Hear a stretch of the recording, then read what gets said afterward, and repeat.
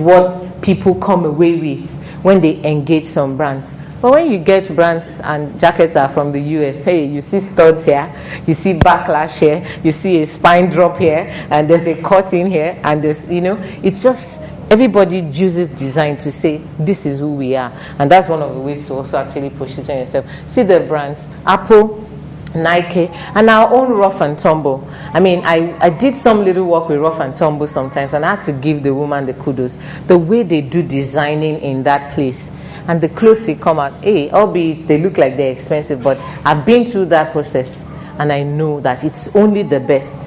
When they turn in regular fabrics, they take the best quality. But by the time they turn in the design in and out, it comes out completely different. And so she's charging a premium, and it's working for her. But a lot of us will say, oh, because people can afford, let me do this, you do that. And truly, you've just set yourself in one market, and that's where you're going to be. It's okay. You can decide to be that. Look at Cakes and Cream. Some other people will tell you, hey, my cake is billed in dollars. So whatever cake you want, any design you want, we can build it for you. But you need to pay the price. So it's all about positioning. If a company wants people to feel themselves reflected in their brand and say, it's the one for me, it's important to remember that everything matters. If you're going to say, this is the brand I want, what would make you choose that brand? It must be, it has this cutting edge quality around it that you can't miss. It has this design, there's this emblem they always put that I just like. And so let's go on.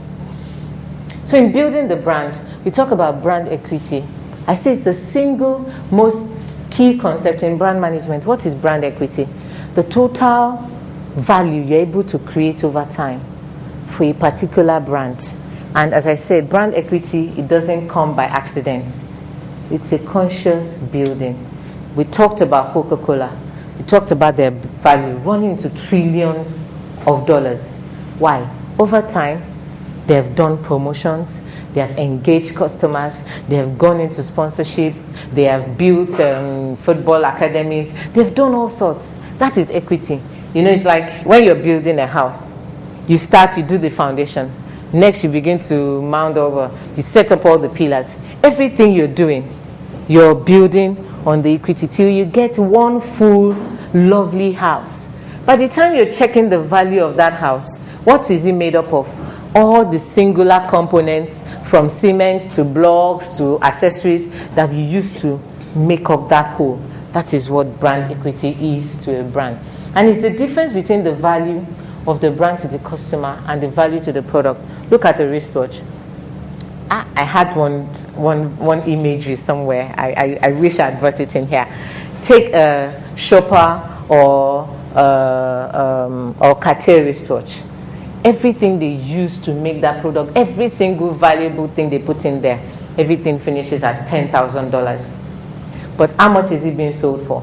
$250,000. Why is that? Brand value.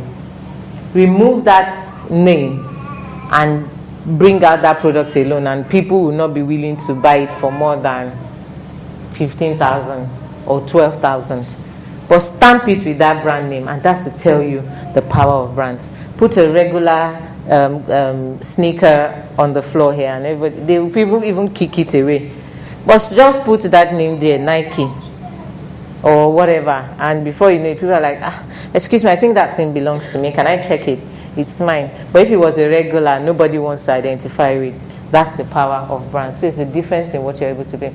And two sources of brand equity: brand images, brand association. When people think about your brand, what do you think? What do they think about? Are they thinking about Ajegunle, or are they thinking about Mowe Ibafo, or are they thinking about Ikoyi and they're thinking about VI? Are they thinking about 1004? Do you understand? I'm just using those different allegories to let you understand. When they think about your brand and they think quality, they think value, then people will be able to place a premium on your brand. But if they think about it and they say, it's just okay, it's just there, then you're not readily going to command a lot of value with it. And that's why you see some brands, they would never be associated with certain things because they don't want people to come away with an impression that they are involved in such activities.